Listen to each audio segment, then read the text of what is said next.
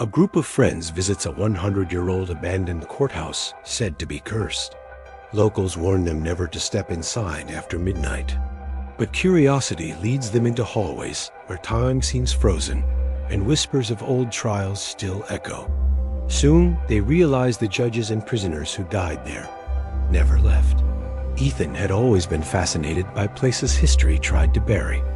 Old factories, deserted schools, forgotten cemeteries. He visited them all. But when he heard about the Hollow Creek Courthouse, abandoned for over 100 years, his curiosity turned into obsession. Locals whispered that the courthouse was cursed, that every trial ever held there ended in tragedy. Some said the walls were soaked with the cries of the wrongfully condemned. Others swore that the last judge, a stern man named Judge Olcott, had vanished without a trace the night the courthouse was finally shut down. Ignoring the warnings, Ethan convinced his two friends, Marcus and Daniel, to come along. "It's just an old building," he argued as they pulled up the dirt road. "Think of the history, the stories we'll uncover. This is the kind of place that hides secrets." The courthouse loomed ahead, its broken clock tower casting a jagged shadow across the cracked steps. The doors hung unevenly, wood warped and blackened by time. The three stood in silence for a moment, the air colder than the night around them. Inside, the building smelled of damp wood and dust. Their flashlights revealed faded portraits of stern-faced judges hanging crooked on the walls. The wooden floor creaked under every step, as if complaining about their presence.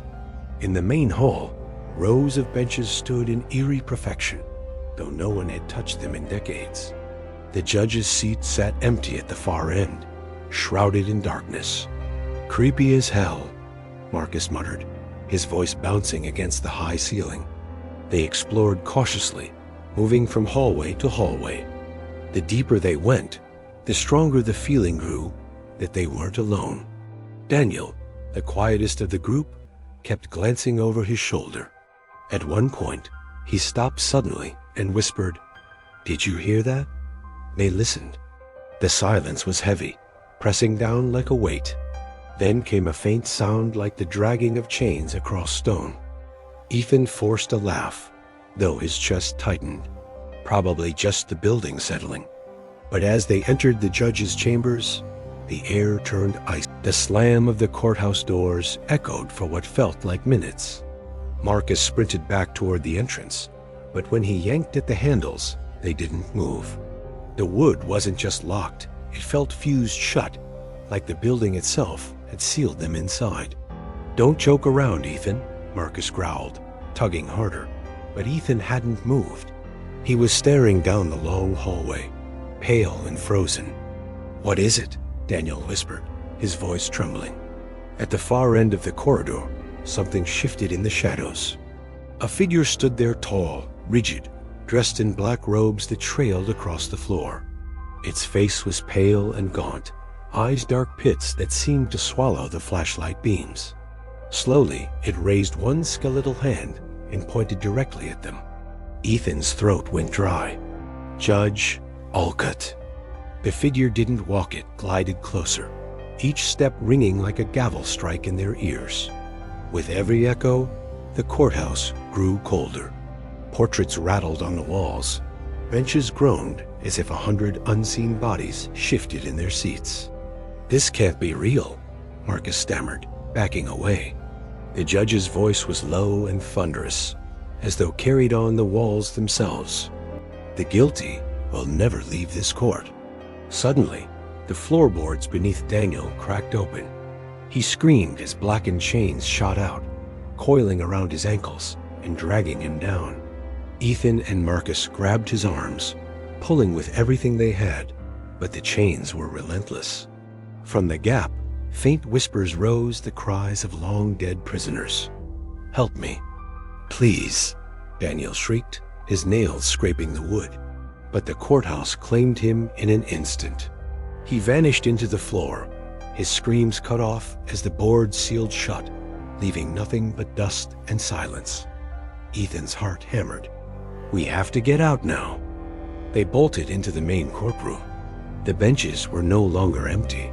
Faint, translucent figures now filled them, their faces twisted with grief, anger, and hatred.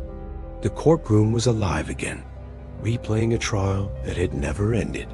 Judge Alcott took his seat, his hollow eyes fixed on them. You trespass, you mock the law, you bear the weight of the condemned. Marcus lost it. He charged forward, swinging his flashlight like a weapon. But as he neared the judge's bench, a dozen ghostly arms reached out from the crowd, dragging him into their ranks. His screams joined theirs trapped, bound to relive the endless trial. Ethan stumbled backward, his flashlight shaking. He could feel the verdict coming, the crushing weight of eyes watching him. He turned, sprinting toward the back of the room. A door appeared, a door he swore hadn't been there before. He burst through it, plunging into darkness. Behind him, the judge's voice followed, colder than death itself. Court is adjourned, but you will return. When Ethan woke, he was lying outside the courthouse steps, the night eerily quiet. His friends were gone, the doors sealed tight once more. He staggered away, but the sound of a gavel still echoed in his head, reminding him that trials never truly end. And some places, no matter how many years pass, never let go of their dead. When Ethan woke, he was lying outside the courthouse steps, the night eerily quiet. His friends were gone, the doors sealed tight once more. He staggered away, every muscle trembling, but the sound of a gavel still echoed in his head, reminding him that trials never truly end. Days later, he tried to convince himself it had all been a nightmare. But when Ethan returned home, he noticed something chilling. His old wooden desk bore deep scratches across the surface. 3 words were carved into the wood in jagged letters.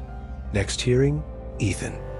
That night, he heard the chains again, dragging slowly across his bedroom floor.